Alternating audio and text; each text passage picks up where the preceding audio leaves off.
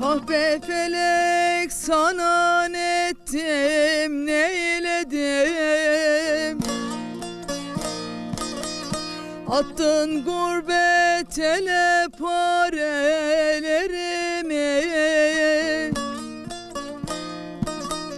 akıbeti beni sılamdan ettin.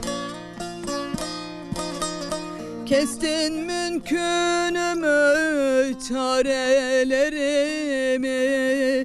Aman aman dağlar duman, geçti zaman ben varım.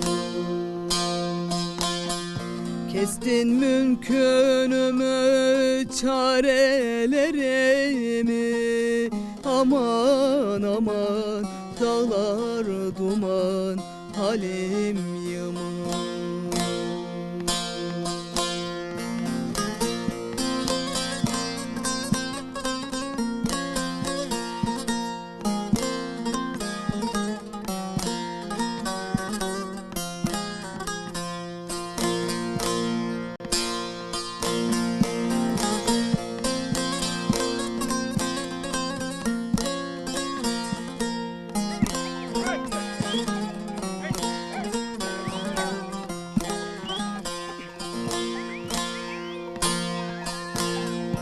Ben kemlik görmedim hüsnü aladan, gözlerim mektubun gelsin sıladan. Ölürüm kurtulamam ben yaradan.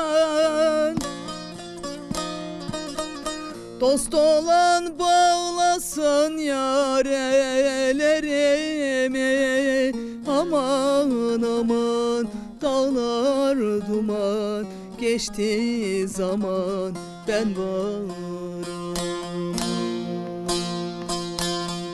Dost olan bağlasın yarelerimi.